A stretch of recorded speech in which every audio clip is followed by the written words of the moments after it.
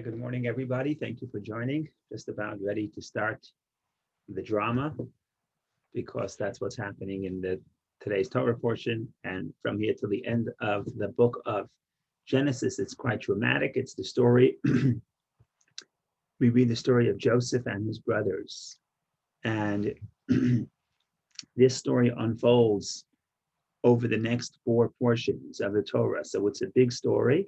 It's also an important story because it explains, it moves the plot further. In other words, at this point, when you get to the point in the story, Jacob, in the past, Jacob was away from Israel. He ran away from Israel because he was afraid of his brother, and he's been away for 22 years. He's been away for 20 years, and then he comes back to Israel, and the opening statement of the Parsha is Jacob settles in the land of his father. So everything is fine. Jacob is living in Israel. That's okay. We live happily ever after, except for the fact that because of the story of Joseph, Joseph ends up in Egypt. And that's how the Jewish people end up in Egypt. And that's the conclusion of the first book of the Torah. And then in the book of Exodus, we get to the slavery in Egypt. But how do we ever get to Egypt? We belong in Israel. The answer is it's the story of Joseph and his brothers. So it's an important story because it explains Jewish history. It advances the plot. It's also a very dramatic story. And of course, like everything else, there are a tremendous amount of lessons that we can take to heart from these stories. So we begin, as we always do, with reading the story in the nutshell, the Parsha in a nutshell. I think this is working. I think you can see the Parsha, I think. So here Yes, we can. Thank you, Jill. So we have a Yeshev in a nutshell. Jacob settles in Hebron with his 12 sons. Okay. His favorite is 17-year-old Joseph, whose brothers are jealous of the preferential treatment he received from his father, such as a many-colored coat that Jacob makes for Joseph. Joseph relates to his brothers two of his dreams, which foretell that he is destined to rule over them, increasing their envy and hatred toward him. So he doesn't help the situation. Father seems to favor Joseph. That's one reason, one cause of the jealousy. And then Joseph keeps coming back to the brothers and saying, "Look, I had this dream, and I think that you are going to bow to me." That doesn't help. Simon and Levi plot to kill him, but Reuven suggests that they throw him into a pit instead, intending to come back later and save him. While Joseph is in the pit, Judah has him sold to a band of passing Ishmaelites. The brothers dip Joseph's special coat in the blood in the blood of a goat and show it to their father, leading him to believe that his most beloved son was devoured by a wild beast.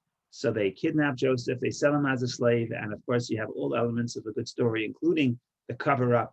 They slaughter a goat, they dip Joseph's colored tunic into the blood, and they bring it to their father, and they say, "Is this your son's? And is this Joseph's?" And he says, "Yes." And the cover-up is complete. Now we're going to get back to Joseph in the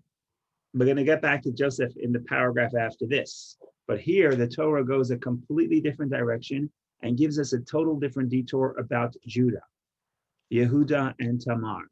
Now, it's one paragraph, but this paragraph happens parallel to the other story. It takes about at least a generation as the story unfolds. So we're sort of going off the topic, going to Judah, and then later we return to Joseph. So this is sort of the plot takes a turn. Judah marries and has 3 children. The eldest is heir, dies young and childless. And his wife Tamar is given in levirate marriage to the second son, Onan. Right, in biblical times, it's actually the mitzvah in the Torah today. In biblical times, it was common that if someone dies without a son, the brother would marry the widow, or in this case, as you will see, it could be the brother or any relative. In the Torah, in the law of the Torah, it's specifically the brother, but that's another story. In any case, Onan sins by spilling his seed, and he too meets an early death. He doesn't want to consummate the marriage. He doesn't want Tamar to become pregnant. because he doesn't want to have to raise a child that would be considered his brother's child. So that is the story with Onan. So now Onan also dies. So Judah has two sons who died.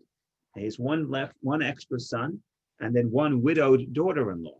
Now, according to the laws of Levirate marriage, the daughter-in-law, Tamar, should be given to the last son, Shelah, the youngest son. But Judah is reluctant to have his third son marry her. Determined to have a child from Judah's family, Tamar disguises herself as a prostitute and seduces Judah himself. Judah hears that his daughter-in-law has become pregnant and orders her executed for harlotry. But when Tamar produces some personal effects he left with her as a pledge for payment, he publicly admits that he is the father. Tamar gives birth to two sons, Peretz, an ancestor of King David, and Zerah. So this is a very strange story. And we have to understand the story. We also have to understand what it's doing exactly in the middle of the story of Joseph. But we'll get to that hopefully later. So we continue down the story of Joseph. Joseph is taken to Egypt and sold to Potiphar, the minister in charge of Pharaoh's slaughterhouses. God blesses everything he does, and soon he is made overseer of all his master's property. Potiphar's wife desires the handsome and charismatic lad. When Joseph rejects her advances, she tells her husband that the Hebrew slave tried to force himself on her and has him thrown into prison. Joseph gains the trust and admiration of the jailers, who will appoint him to a position of authority in the prison administration. In prison, Joseph meets Pharaoh's chief butler and chief baker, both incarcerated for offending their royal master. Both have disturbing dreams, which Joseph interprets. In 3 days, he tells them, the butler will be released and the baker hanged. Joseph asks the butler to intercede on his behalf with Pharaoh. Joseph's predictions are fulfilled, but the butler forgets all about Joseph and does nothing for him. So the story ends, the Parsha ends on a on a very depressing note. We started out, which from the perspective of Joseph, it's like a dead end. We started out at the beginning of the Parsha. Joseph is living in his father's home, and he's the favorite of his father. At the end of the Parsha, not only was he sold as a slave, but he's also now put in prison because of the accusation of Potiphar's wife. And now finally he had a hope that somebody will mention him before the Pharaoh, which was the butler, because he did the butler a favor by interpreting his dreams, as we will see.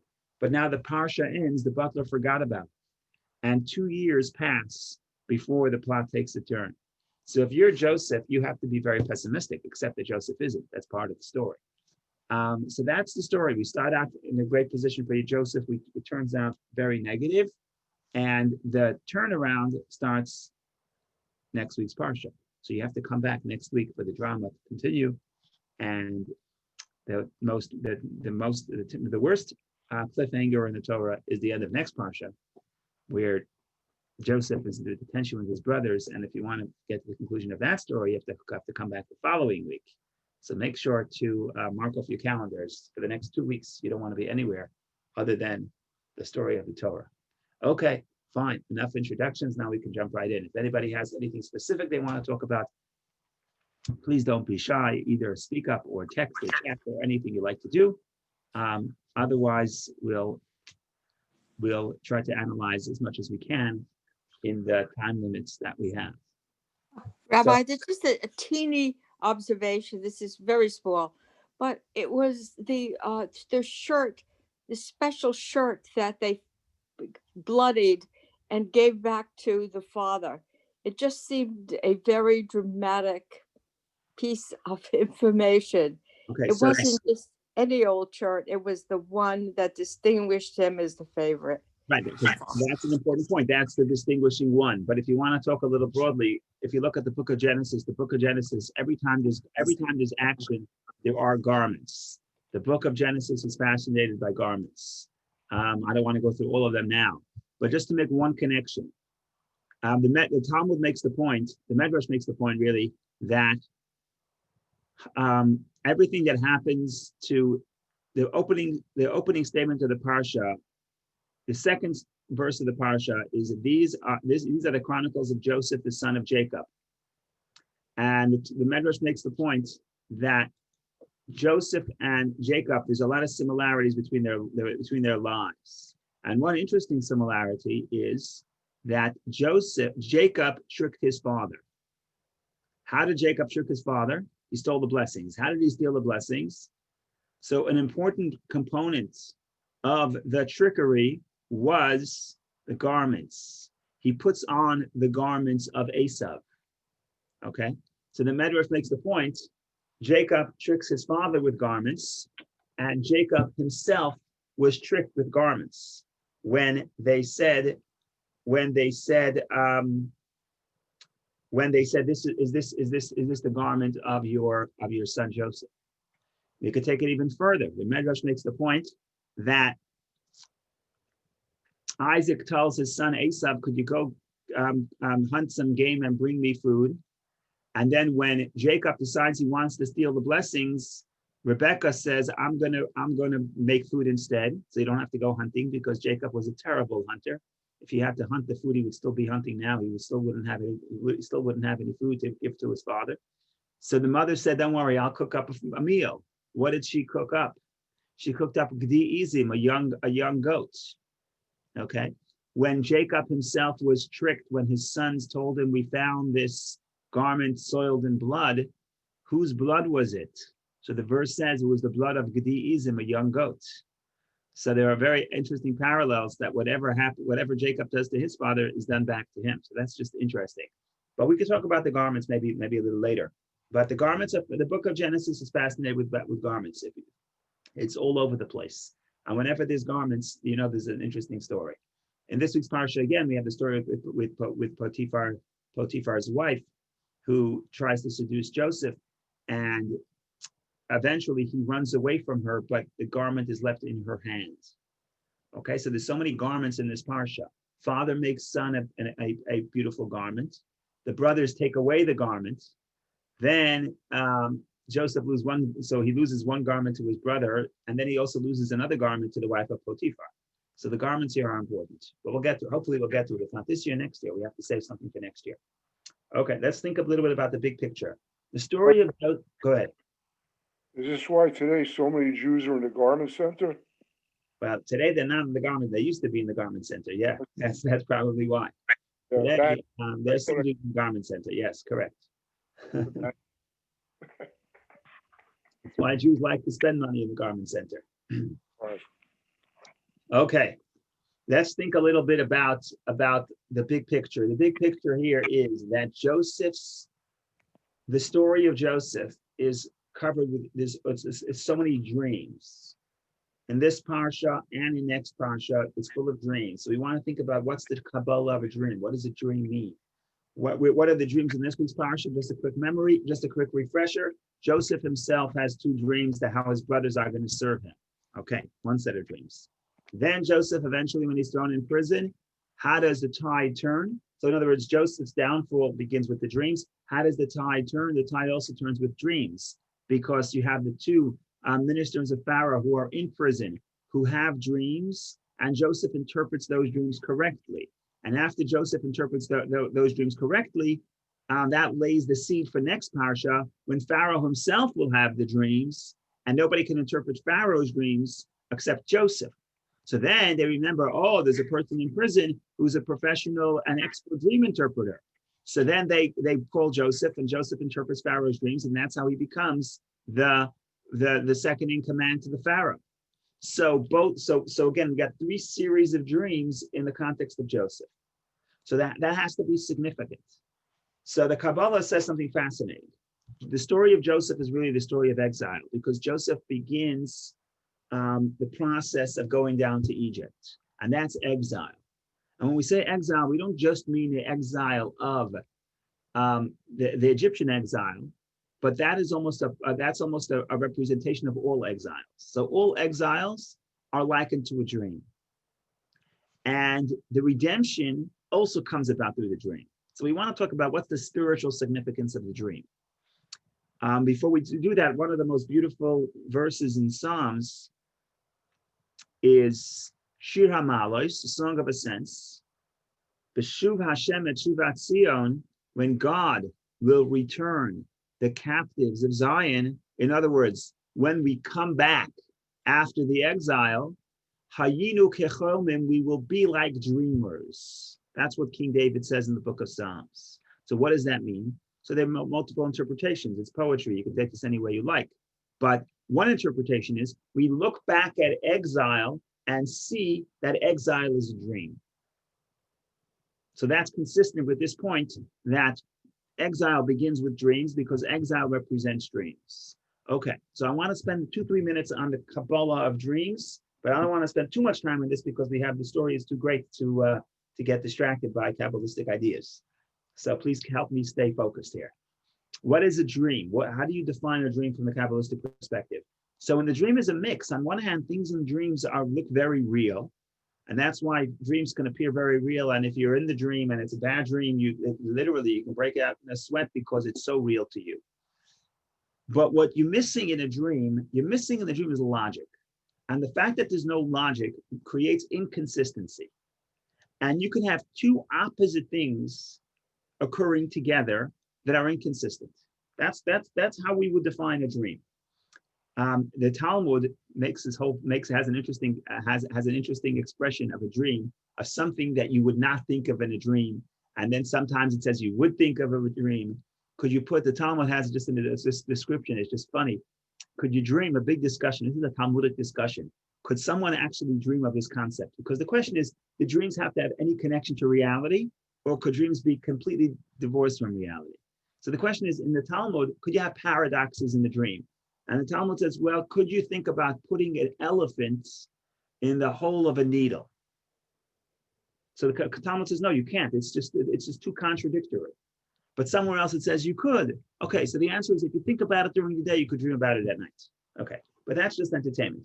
In other words, that's not my main point. My main point is dreams coexist, and dreams could handle contradictions, simultaneous contradictions. That's what a dream is. What does this mean spiritually?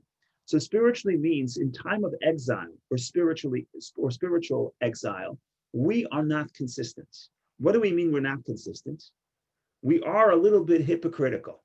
In other words, one moment we have a great love and yearning for God, and the next moment, or even simultaneously, we have a love and yearning for the physical and for the, even possibly for the destructive and for the negative. And in exile, both these concepts can coexist. In other words, if we're intellectually sound, if we're in times of spiritual enlightenment, they don't coexist. If you love God, if you love spirituality, if you love transcendence, you're not going to simultaneously also love something negative. It just doesn't work. It's just not logical. But the point is, we are asleep. If we're spiritually asleep, it means our spiritual logic is not functioning. So therefore, you can have contradictions. That's the definition of spiritual exile from the perspective of the Kabbalah. Now, lest you think that this is all bad, but the Kabbalah says what seems bad is actually good. What's the silver lining? The silver lining here is that in the time of exile, even spiritual exile, dramatic transformation is easy. In other words, just like it works both ways, just because I could love God and a minute later love something negative, the opposite is true too. If I'm loving something negative, very quickly, I could turn that around to love of God. Why? Because things are not logical in a dream. If they're not logical, it means they don't have to work in a gradual way. And you can have quick transformation between opposing concepts. So in that way, the exile is actually a spiritual challenge, but it's also a spiritual opportunity. And you can apply this to every area of life. You think about this and say, am I a good parent or am I a bad parent? Well, it depends. 7 o'clock, I'm a good parent. 7:01, I'm a bad parent. In other words, very quickly, I'm inconsistent. One moment I'm patient. The next moment I lose my patience. One moment I'm there for my child. The next moment I'm distracted. And I look at myself and I say, what are these contradictions? So the Kabbalah says, don't be so surprised. You're in a spiritual dream. The spiritual dream, you have opposite concepts coexisting within self. That's okay. Okay, what's the good side? What's the positive in this? The positive in this is that if I come and I say, I'm not going to try to improve because look, I'm feeling so negative right now. I'm feeling so despondent. I'm feeling so depressed or any negative feeling. How am I going to transform quick enough in time to be able to engage in that which I have to engage with in a positive way? It's going to take me years and months of therapy to turn around and to grow and to become positive. The answer is no, we're in a dream. In other words, the positive aspect of the dream in exile, because the logic is not there, because the consistency is not there, then quick transformation, almost instantaneous transformation is possible. So that's the Kabbalah of a dream. Don't get upset about inconsistencies within self. Understand that concept, the inconsistent concept, could be spun around for the good. And that's what we have to keep in mind. And from the Kabbalistic perspective, which is why Joseph, as soon as we begin to talk about exile, all the dreams start unfolding. The Bible, there are not a lot of dreams up until now. There's one vision Jacob has, two visions Jacob has, but it's not this. The dreams are not part of the plot. The dreams are not what pulls the story forward. From this point and on, it's all the dreams. Why? Because we're going into spiritual exile. Spiritual exile, time of dream. Is that good or bad? It could be both. That's the introduction. Now we have to start getting into the specifics of the dreams. And we have a lot of work to do. So let's jump right in. If anyone has any comments, go ahead. Rabbi, does Kabbalah talk about the dream being kind of a peek into human superconscious, and that's what Joseph experiences? So the question is always, of course, is the dream an indicator? Is it a cause or an effect? So in other words, is it that I'm dreaming about what I have within my consciousness, or is it some sort of revelation that's coming to me from without? And that's not easy to decipher. In other words, in general, the Talmud says a person only sees that which he thinks about during the day, even in a subconscious way. So, and the simple interpretation is a dream is a mirror of what's happening in your subconscious. And the reason why your dreams are a mess, not yours, the reason why dreams are inconsistent is because our subconscious is inconsistent, because there's so much raw energy there, and it's not logical, and therefore contradiction can coexist. There are exceptions in the sense that sometimes it's considered a prophecy, a miniature prophecy. Sometimes, like in the case of Joseph. Okay, the point is this. The point is we can sit on dreams all day. I don't want to spend too much time, but it is important to address the Kabbalistic aspect, that the fact that we're not 100, our life, if you analyze it, we're not 100% consistent, is a reflection of the spiritual exile. But we cannot forget that state of dreaming, so to speak, has spiritual advantages as well. And it would be a shame just to focus on the negative side of dreams and not on the positive side of dreams, which is we could be inconsistent, we could transform. Growth does not have to be gradual. Growth could be immediate. So that is a little bit about dreams. I see Richard wants to ask something. We'll take Richard's question, then we have to proceed because there's too much good stuff there. Go ahead. The good stuff, so I'll make it quick. I understand that 1/60th of a dream is considered prophecy. It could, yes. So what does prophecy mean? What does prophecy mean? Prophecy means it's it tells you of the future, but the future could be based on what your subconscious is. In other words, what am I going to do? What's going to unfold tomorrow? Right? I don't know, but if I had a glimpse into my subconscious, then I would know. So in some sense, the dream could tell me that. Now, to the interpretation of dreams is another whole complicated matter. And it's not a simple matter. And the Talmud has pages in Tractate Brachot, the first tractate of the Talmud, about dream interpretation. And it gets very spooky because dream interpretation is tricky business. Even today, with all the brain science we have, dreams are not understood very well. Scientists don't exactly understand why we dream and how we dream and what's going on. It's not fully understood, not close to fully understood. But here's one thing the Talmud says, and I'm only talking about this, not because I want to go to the dreams, because I want to go back to the story. What irks everybody about the story is Joseph is the favorite son. And Joseph keeps coming to his brothers and flaunting his superiority. He comes and tells them, I had a dream. What's the dream? Everyone's going to bow to me. Wonderful. I'll tell you, I have 9 younger siblings, 9 siblings, 6 younger brothers. If one of my brothers would come to me every day and say, I had a dream that you're going to bow to me, I probably would get upset. Hopefully I wouldn't sell him as a slave, but I probably would get upset. So people, when you read the story, you say, what's Joseph's problem? He's a little kid, he's immature. Why does he keep flaunting his dreams to his brothers? He almost asked for the trouble. And that's the perspective that people get when they read the story, which is a fine perspective. I'm not here to justify Joseph completely, but I want to introduce another perspective. The Talmud says that the meaning of the dream is determined not by the dream, not by the dreamer, but by the person who interprets the dream. In other words, I had a dream, and I don't know if it's a good dream or a bad dream. So I go to you. The way you interpret the dream, that's the meaning of the dream. In other words, how does this work? How does this work? So it works as I have a certain feeling within myself. How I'm going to direct that depends, again, the dream is subconscious. How the dream is going to play out is based on how that subconscious energy is going to express itself. And that's determined based on what I'm told it's going to happen. In other words, if I believe it's a good dream, it will become a good dream. If I believe it's a bad dream, it will become a bad dream. It's a self-fulfilling prophecy. But the point is, the dream follows the interpretation, because whether or not what this does to me depends on what I believe it's going to do to me. So back to our story. Why does Joseph go to his brothers and say, this is my dream? He wants them to interpret the dream as they please. He wants them to say, this is the meaning of the dream. And if that happens, he's giving them the power to determine how he should understand the dream.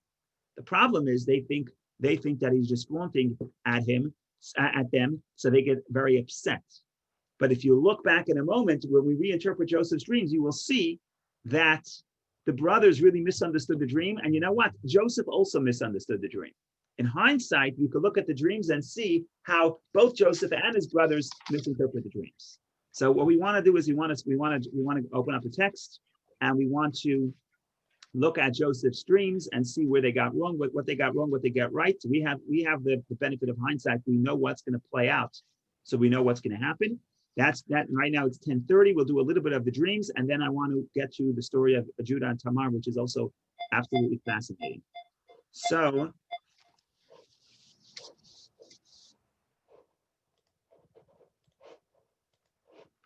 we share the text. Here is during verse 5. And Joseph dreamed the dream, and told his brothers, and they continued to hate him. And he said to them, listen now to this dream which I have dreamt. Behold, we are binding sheaves in the midst of the field. And behold, my sheaf arose and also stood upright. And behold, your sheaves encircled it and prostrated themselves to my sheaf. Okay, simple dream. Everyone has a sheaf, everyone has a bundle of grain. Joseph is in the middle. All the sheaves bow down to his sheaf. So Joseph said, this is my dream. What are you going to do with the dream? Now the brothers say, what does this guy think? This guy thinks he's the ruler. So they're very upset. So look at verse 8.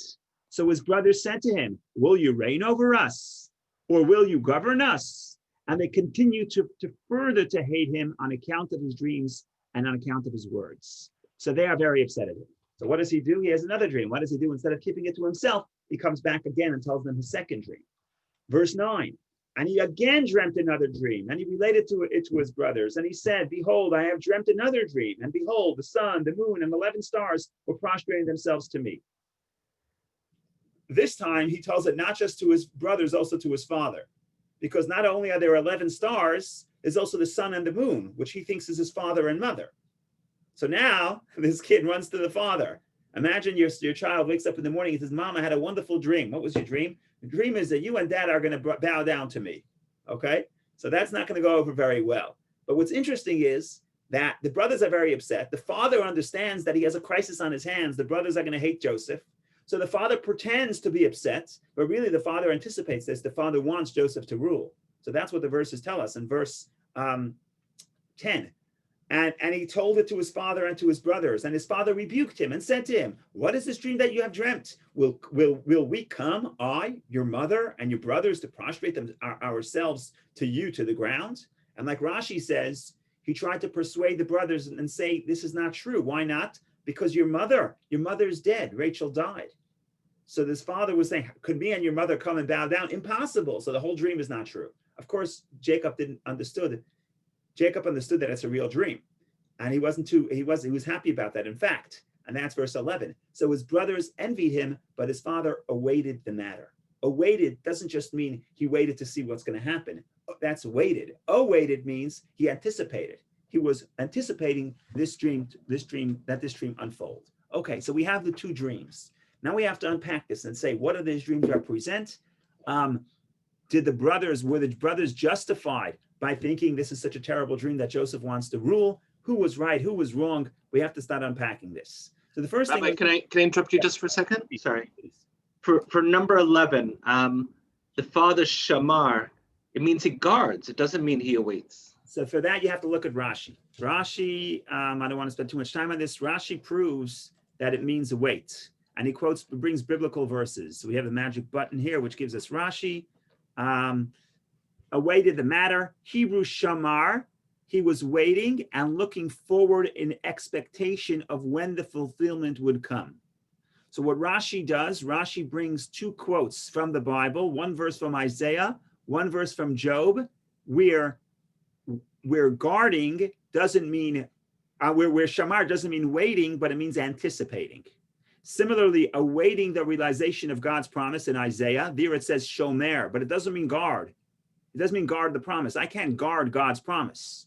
It means I anticipate the fulfillment of God's promise. And so too in Job, the verse says, you do not wait for my sin. You do not wait, meaning you're not anticipating my sin. So if you look at those verses, you will see that the concept of the word guard could mean guard, but it could mean anticipate. And here Rashi says it means anticipate, but of course there's no dictionary for biblical Hebrew. So if you want to say it means anticipate, you have to bring proofs from the Bible itself, where it's clear that the word shamar means anticipate, and Rashi in his kindness does exactly that and brings us two verses, two precedents that shamar could mean await. But earlier in the book of Genesis, where you see the word shamar often, and it never means that. Okay, so that's why Rashi brings two proofs. There's an entire talk of the Rebbe on this. Maybe one day we'll discuss it, but that's too specific for this context, for the context of this class. Rabbi, just an aside, there's a book called Brown, Driver, and Briggs that's a lexicon of all the places in a Bible where a particular word is used. Yes. So you can find that. Yes, very good. Okay. Very good. But Neil is right. Most cases it means guard, but Rashi brings precedence. It doesn't have to mean guard. How do you know why exactly Rashi says anticipate is another story. The Rebbe, like I said, the Rebbe has a whole talk on this, but we'll save that for another time. Bottom line is Jacob anticipates this. Okay, let's get to the big picture. What happened here? What did he see in the dream? So we have one problem before we get to the details. We have one problem. Why two dreams?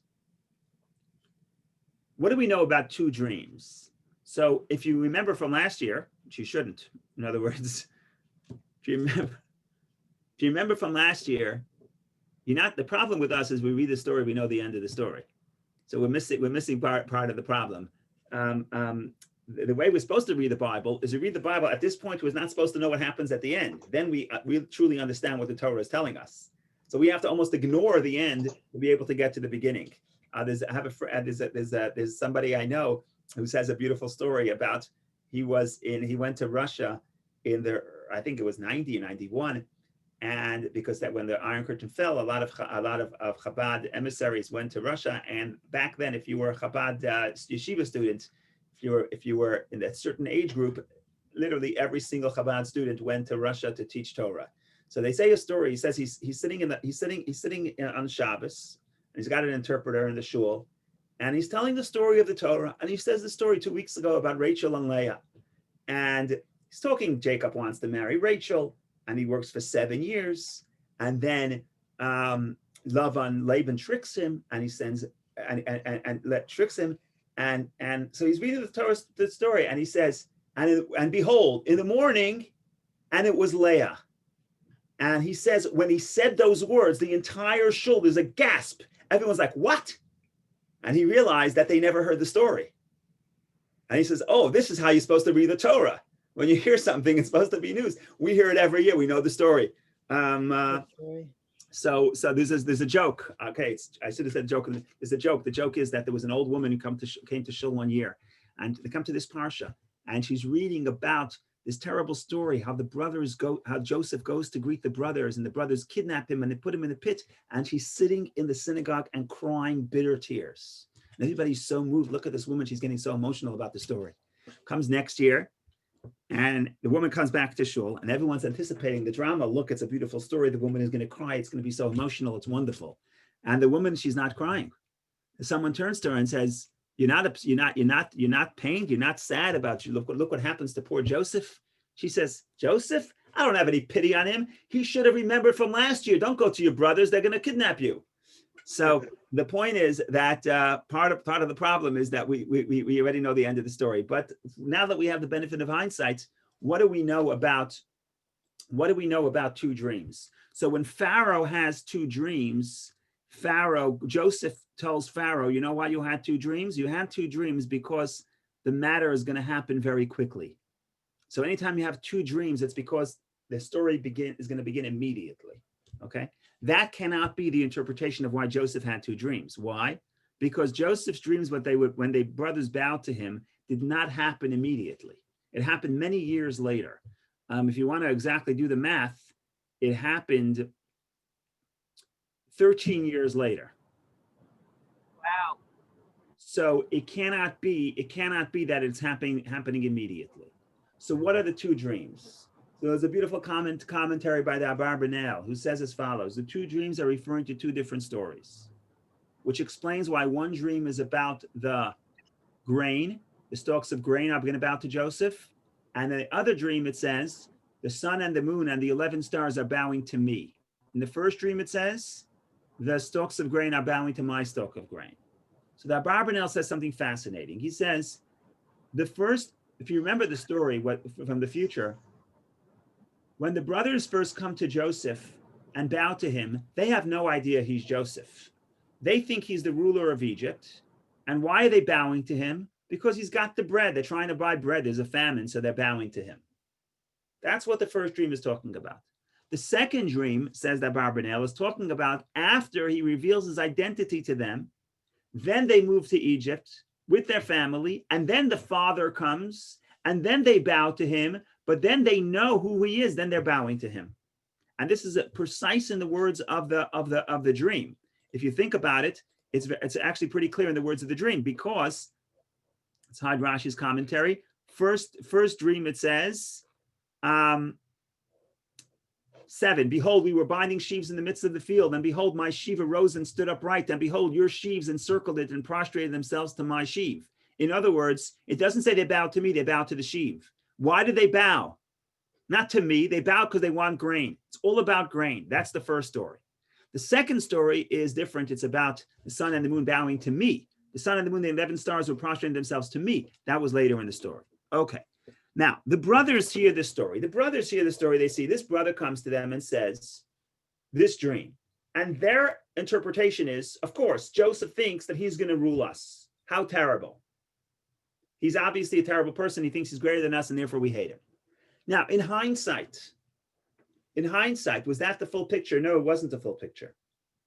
Because if you want to think about it, who was working for who? Who was working for who? Yeah, the brothers bowed to Joseph, but who was working for who? When you finish the book of Genesis, you see that Joseph sacrificed the most to the family. He was away from his father for 22 years. He suffered terribly. And when he finally got to power, what was his role in the story? His role in the story was to support his family, which he did until his father died, and even after his father died, until he died. So in some sense, the concept of leadership is not that what the brothers should have said, oh, really? So you're going to be the one providing grain for us? That's so nice of you, right? That's really, in some sense, that's what happened. And that's what Joseph comes to them. Tell me what to think about this dream. Because it's a big mistake of what the question of leadership is. Is leadership the fact that the people serve the leader? That's one model of leadership. But the reality is that leadership in the Jewish sense, it's the opposite. Yes, you're bowing to the leader, but the leader is working for you. So ultimately, I'm not sure who's working for who. If you want to think about this, we're starting Hanukkah tonight. So I want to mention something beautiful from Rabbi Sachs of blessed memory. I think I say it every year, but so I apologize in advance. Rabbi Sachs says something fascinating about the menorah. He says, if you look at the model of leadership in the ancient world, not just leadership, the model of society in the ancient world, you could look at the Egyptians and you could look at the Jews, because a lot of what the Jews are doing is really to negate what the Egyptians did, because the culture we emerged from is Egypt. And in the ways that we depart from Egypt is because really we're protesting against Egypt's culture.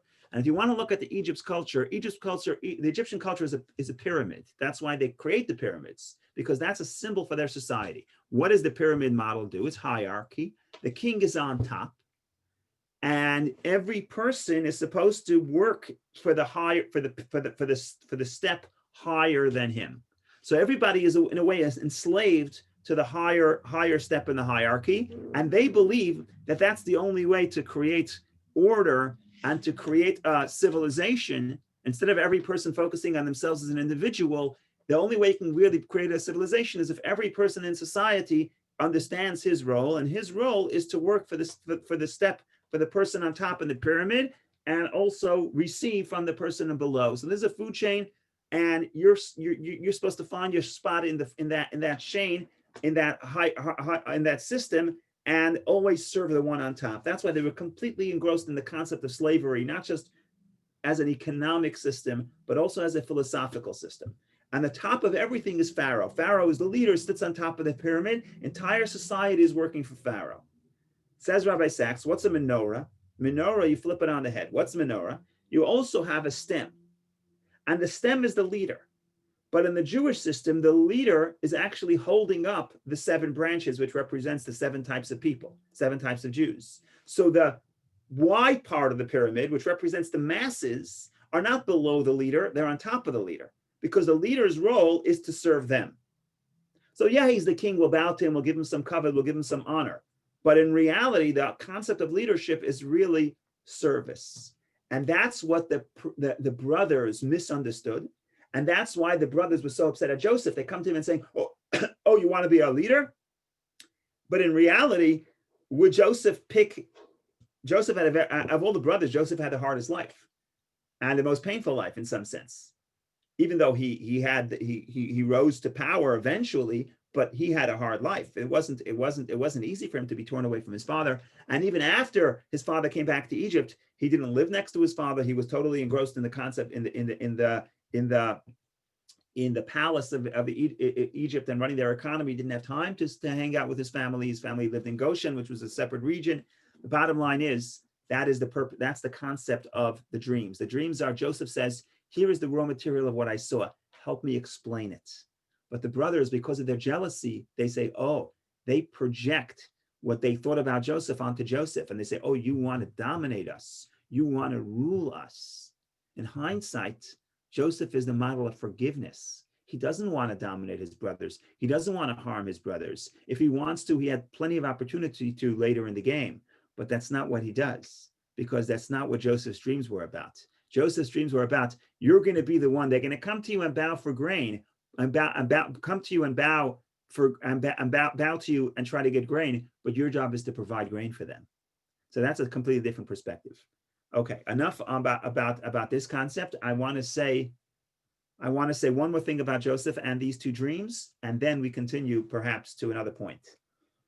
So Joseph is unique in not just in his family, but also, and not only in his immediate family, but also in the extended family. If you look at the patriarchs in general, the patriarchs and the tribes, their preferred profession was shepherding. Why? Because if you want to be a shepherd, it's a very conducive lifestyle for spirituality. You can go out to the field, you have plenty of time. The sheep generally behave themselves, more than children, I think. And you have plenty of time to sit and meditate and look at nature and sing songs to God. That's how King David had all his time to write his Psalms, because he was a shepherd. The point is, it's conducive to a spiritual lifestyle. Also, if you're living in a corrupt society, you don't have to live within society. You're outside the town. You're outside the center of civilization. And therefore, you can protect yourself from the unholiness and from the corruption. And that's why all the tribes and all the brothers, the all of Joseph's brothers, and his father, and his grandfather, and his great-grandfather. In other words, all the patriarchs and the tribes prefer to be shepherds. Joseph is the only one that could be in Egypt, within the society, within the culture, and not only not be affected negatively, but also affect them and have a positive impact on them. In other words, you see clearly in the story how he's not affected from his surroundings. He withstands the temptation of Potiphar's wife. He withstands the other negative temptations of Egypt, and he remains loyal to his own understanding and philosophy and relationship with God. And that's a very great skill. And the Kabbalists say, when Jacob wants Joseph to lead, it's because Jacob wants that to be the dominant model within Judaism. In other words, some people could be shepherds, some people could separate from the world, but that's not the purpose. The purpose is to be more like Joseph. And that's why he wants Joseph to be the leader, because he wants that model. Okay, so what's Joseph's secret? How could you be within the material world and stay connected to spirituality? How do you do this? So one interpretation of a Kabbalistic interpretation of Joseph's double dreams. Joseph has two dreams. One dream is we're in the field, we're gathering grain. So the first dream happens on earth. The second dream happens in the heaven. At this point, we're stars, and the 11 stars and the sun and the moon are bowing to me. So I ask you a question. That not only are the dreams important, but also the setting where the dreams take place, that's also important. And where did the dreams take place? In other words, where is Joseph? Is Joseph in the field or is Joseph in heaven? And what's the answer? The answer is that Joseph is in both places simultaneously. In other words, the whole idea of Joseph is he understands that even when he's in the field, even when he's engaged in material pursuits, he's still tied to spirituality. He's still tied to heaven.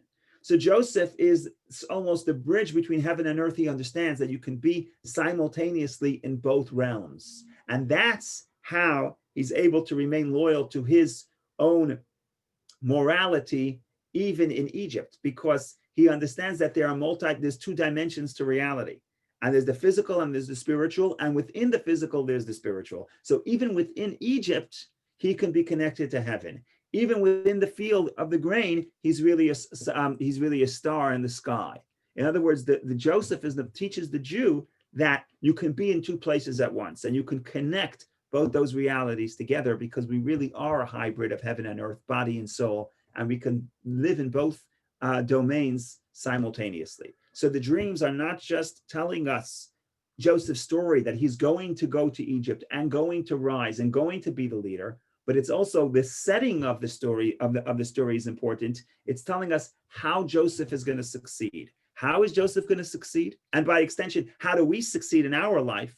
By realizing that we're in two places at once. We're not just in the field, we're also in heaven. We're not just in heaven, we're also in the field. We have to be, and we could be in both places simultaneously. So that's enough said about the dream. Of course, there's a lot more to say, but we'll stop here for right now.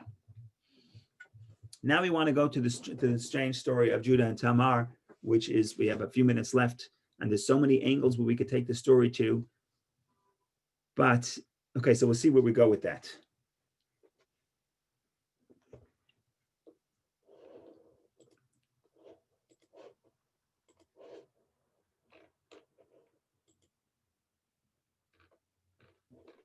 Rabbi, do you see there's a question for you?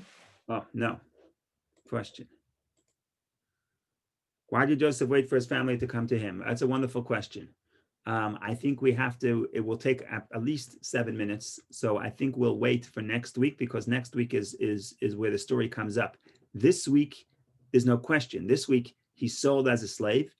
He's put in prison. He doesn't have any options to reach out to his family. Next week, he has the option. He rises to power. We want to figure out why he doesn't reach out to his family. That's an excellent question.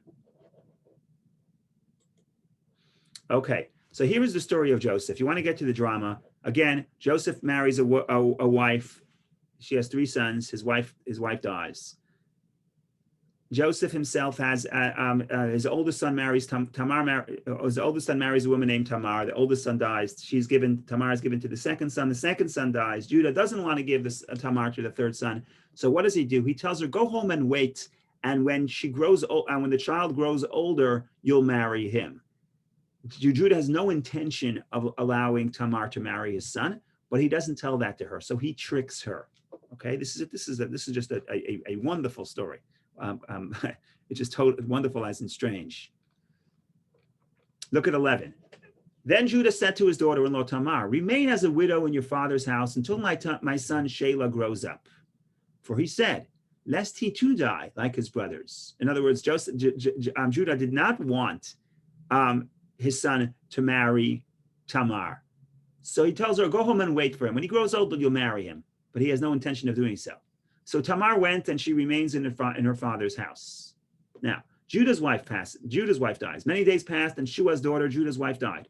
Judah was consoled and he went up to watch over his shepherd shearers, he and Hira, his Adulamite friend, to Timnah. So they're going to Timnah. Now, Tamar, after a while, realizes that this is a scam. Judah does not intend to allow her to marry Shelah, the youngest son. She is determined to have a child from this family. Why? Either because she wants a child from this family, or because in that society she can't marry anyone else, because she has to marry a member of the family. Because, as we said, the laws of the Levirate marriage in that culture, in the entire Near East at that time, was that if a widow dies without children, if a person dies without children, the widow has to marry a family member. But now she can't marry Shelah either. So what she does is something that seems to be immodest, but it's surprising that what's surprising of the story is that it seems so immodest and it seems so negative, yet somehow or another, our spin on Tamar's actions is completely positive. Not just our spin. If you look at history, she is vindicated by history. Not only is she not seen in a negative light, what she's about to do, but King David, and thereby extension the Messiah, are descendants of this union between Judah and Tamar, where Judah, it's not a holy union, because from Tamar's perspective, maybe it's holy, but it's certainly, from Judah thinks he's together with a harlot, with a prostitute, and in reality, it's not in a modest way, but that becomes the ancestors of King David and the Mashiach, which is very strange. What's the Torah telling us here? So we'll read the story a little bit. Why not? The drama is good. She took off her widow's garb. So she was told that her father-in-law is going to Timnah to shear his sheep. Verse 14. So she took off her widow's garb, covered her head with the veil, and covered her face. And she sat down at the crossroads that were on the way to Timnah. For she saw that Shelah had grown up, but as for her, she was not given to him for a wife. So she realizes that this is a scam here. When Judah saw her, he thought she was a harlot because she covered her face. So she turned aside toward her to the road, and he said, "Get ready now, I will come to you," for he did not know that she was his daughter-in-law. And she said, "Well, will you give me that you should come to me? How much are you willing to pay?" And he said, "I will send a kid from the herd. I'll give you a goat." Again, goat, kid, a young goat. Again, the young goats keep popping up here. Judah tricked his father with a young goat. Now he is being tricked with a young goat. Okay? And she said, "Only if you give me a pledge until you send it." So he said, "What is the pledge that I should give you?" And she said, "Your signet, your cloak, and the staff that is in your hand. Your signature." This is going to be evidence that it's Judah. It's not a generic item. It's a specific item to Judah. So he gave them to her, and he came to her, and she conceived his likeness. No idea why they translate that. Fatahar lo, she conceived to him. Verse 19. Then she arose, went away, and she took off her veil, and she donned her widow's garb. And Judah sent the kid by the hand of his Adulamite friend to take the pledge from the woman's hand, but he did not find her. So he asked the people of the place, saying, "Where is the harlot who was at the crossroads on the way?" And they said, "No harlot was here." So he returned to Judah, and he said, "I have not found her." And the people of the place also said, "No harlot was here." So Judah said, "Let her take them for herself, lest we become a laughingstock." In other words, we'll be ashamed. "Behold, I sent a kid, but you did not find her." Okay, 3 months later, they find out she's pregnant. Judah says, "Let's burn her. We have to kill her." Why? Because this is adultery. Why adultery? they translate harlotry, but it's the wrong translation. In other words, she was considered engaged or engaged to be married to Judah's family, and now she's becoming pregnant with somebody else. That was considered adultery in that culture. Now, what could she do? She has all the evidence that it was Judah, but she doesn't want to embarrass him. She was taken out, and she sent to her father-in-law saying, from the man to whom these belong, I am pregnant. And she said, please recognize whose signet ring, cloak, and staff are these? So she doesn't shame him. Then Judah recognized them, and he said, she is right. It is from me, because I did not give her to my son Shelah. And obviously she's saved. But he no longer continued to be intimate with her. Again, not a simple translation. It's not clear what this means. It could either mean he no longer continued, or it could mean he no longer stopped. In other words, it's not clear if he married her after that. After that, it's possibly he did. She has twins, and the story gets even stranger, because why do you have to know exactly how they were born? The Torah gives us a great description. It's just strange. This whole entire story is strange. Bear with me for a minute or two, and we'll get to the end of the story. It came about at the time she was given birth, and behold, there was twins in her womb. And it came about when she gave birth, and he, the infant, stretched out his hand. So the midwife took and bound a crimson thread on his hand, saying, this one came out first. So a hand comes out. The midwife ties a crimson string around the hand. And it came about, as he went drawing back his hand, behold, his brother emerged. And she said, with what strength? You have strength in yourself. Paratzta is burst forward. With what strength you bursted forward. And he named him Peretz. Peretz means to burst forward. Afterwards, his brother emerged, the one upon whose hand was the crimson thread. And she named him Zerach, which means shine. Okay, this, you have to admit, is a strange story. First of all, the whole story of Judah and Tamar is strange. Then the fact that she had twins, and we have to hear exactly how they were born and why they were named. There's obviously a tremendous amount of significance here. And we have to unpack it. The bad news is we won't be able to finish today. It's a very important story to understand the transformation of Judah. But we'll elaborate upon that next week. I just want to lay the seeds here. Judah was instrumental in the sale of Joseph. And after that, the brothers regretted the sale of Joseph. Why did they regret the sale of Joseph? Because they saw the immense pain that their father was in. The verse says that all the sons and all the daughters arose to comfort Jacob. They told Jacob, here the verse doesn't say that, but what implies, they told Jacob, okay, you lost one son, but you have 11 other sons, and you have daughters-in-law, and you have daughters, and you have grandchildren. Why can't you be happy with your family? But he refuses to be comforted. And when they see that the father is so upset, they regret it. When they regret it, they now are upset at Judah. And they say, Judah, you persuaded us to sell him. If you told us not to sell him and bring him back to his father, we would have listened to you. So they removed Judah from his position of authority in the family. And therefore, Judah actually moves away from the family. The beginning of that story was, Vayeret, he went down, he descended. They were living on top of the mountains of Judea, Hebron area. And they hung out at Shechem, which is Samaria. They were on top of the mountains. Judah went to the coasts where the Canaanites were living, and he marries a Canaanite woman. Judah's out of the picture. And now this event with Tamar affects a transformation within Judah.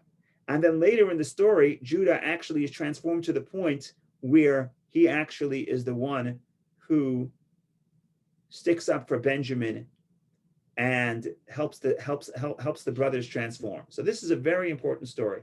I'm just trying to think about what I could say, one word, what I could say about Judah and Tamar and why. Okay, so what happens here is as follows. What happens here is, what we have to understand is that people and events are layered. And what may seem initially to be unholy and unmodest actually could be holy and modest. In other words, what Tamar did, she covers her face and she presents herself as a harlot. In this context, is it good or bad? And the answer is, it may seem to be unholy, but it actually deep down, it actually was holy in this context, even though it doesn't appear holy. And in short, what we want to get at, and we have to elaborate on this point, but we say that Tamar is the matriarch, is the ancestor of King David and ultimately the Mashiach. Mashiach represents the rectification of the world. In other words, Mashiach, the ability of Mashiach is to see the transformation and the good in every scenario. And Tamar is able to do that. She's able to see that what seems to be a negative scenario actually could have a positive purpose. And that's what she does. And ultimately she is vindicated by the Torah and by history.